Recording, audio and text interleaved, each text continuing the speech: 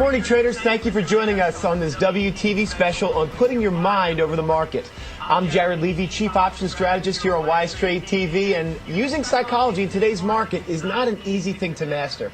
It takes a lot of discipline and skill to become a consistent and successful trader. Here to talk to you about what you need to do in order to put your mind over the market is Mark Douglas. Mark has been a successful trader since the 80s and has written 2 books on trading psychology, both Trading in the Zone and The Disciplined Trader. You've heard me talk about them many times here on WTV, and he is here today to help you become successful traders. Mark, good morning. How's it going? Good morning, Jared. Glad to be here, and I hope I can be of assistance to some of your traders who are viewing right now. Mark, you know, last time we were together was at Wise Fest, and had a lot of fun. I'm really excited to be here with you today. Thanks. So let's get started. First of all, you know, one of the main issues that I see all the time is that people don't use their method to its full potential.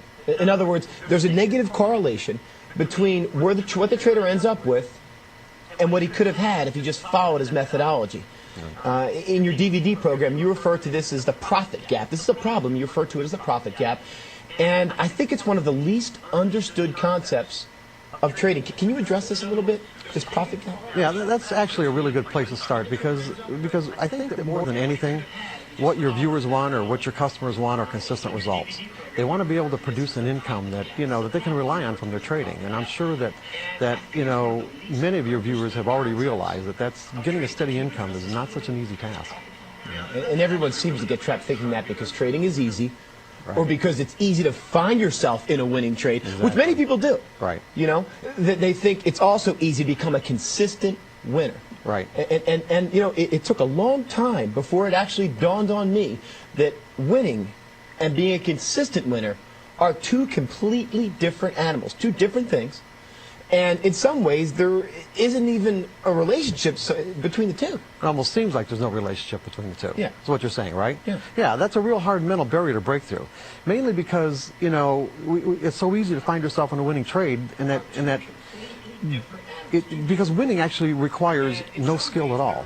In other words, unless you consider that the being able to click a mouse button or tap a pad is a skill, and we don't have to have a reason or good reason or actually any reason to put your cursor on the buy or sell button and then immediately find ourselves in a winning trade. And it could be a monster of a winning trade. And what did it take? What kind of what kind of skills did it take to actually experience this? Absolutely none. Yeah. So it'd be natural to take the leap from, well, if it's this easy to win, it can't be that much harder to make a steady income. Like you said, if it's that easy to click the mouse and for me to sit there and make $5,000 or $10,000, then it must be pretty darn easy for me to sit there and make a living out of this. And that's what I thought for a long time, but that is not the case. No, and that's exactly how I started out too. And I know, not unlike a lot of other people who are willing to, let's say, give up a real high-paying career to be a trader because they thought it couldn't be that hard. So what makes consistency so challenging? What's the big hurdle there? Well, we're gonna get into that, but at the most general level, I'm going to say that it requires learning the type of skills that people just simply aren't used to learning. Mental skills. Mental skills, yeah, exactly. In other words, it requires mental skills. Most people assume that because their technical method gives them a signal to get into a trade, that if the method produces a high percentage of winners, it will equate to a consistent income, not taking into consideration that the proper execution of those signals requires mental skills. Give us an example of this. Well, take for an example, a high school basketball player who, he'll go in the gym and practice throwing his free throws, maybe for even 2 or 3 hours a day. It wouldn't be unusual for him to be able to hit 50 in a row, would it? I mean, that's you not see that all the out time. of the realm of reality, right? Okay, so the problem is that could he even hit 2 in a row if the circumstances were he was in the final game of the NCAA championship, his team is down 1 point, there's only a few seconds left on the clock, and he was just fouled. Changed everything. Yeah, under those circumstances, without the appropriate mental skills, hitting either one of those free throws is very unlikely. And regardless of how well someone could do it in practice, most people would choke. So really the skills you're referring to, what you're talking about, Mark, is actually staying focused on the process, staying positively focused on the process itself, in this case of throwing the ball, in our case obviously of trading or following your method, right. And not being worried about blowing it, about the consequences of what could happen if this trade goes wrong. Exactly right. Just like what I'm going through right now. Here Trying on to stay TV. focused. Yeah, trying to stay focused in the process of this presentation and not blowing it. Well, you're doing fantastic, by the way. Anyway, you know, with trading, we may have a technical method telling us what to do and giving us the potential to generate consistent results. But like the basketball player, without developing the appropriate mental skills, it's unlikely we'll be able to do what our method or trading plan is indicating without making a number of potential execution errors. In other words, to stay positively focused on the process of trading by doing exactly what we need to do, when we need to do it, without hesitation, reservation, or fear. Okay.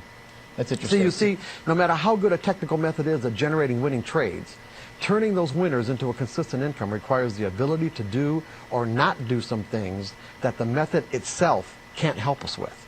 For example, our method can't force us to predefine the risk of getting into a trade. Or if we do predefine the risk, our method can't force us to take the loss that ends up turning into a bigger loss. Right. And you know, that's happened to everybody. Okay? Our method can't prevent us from moving a stop closer to our entry point where we get stopped out and the market trades back in our favor. Our method can't prevent us from hesitating and getting in too late. Or our method can't stop us from jumping the gun and getting in too soon, where the signal to actually get in never really develops.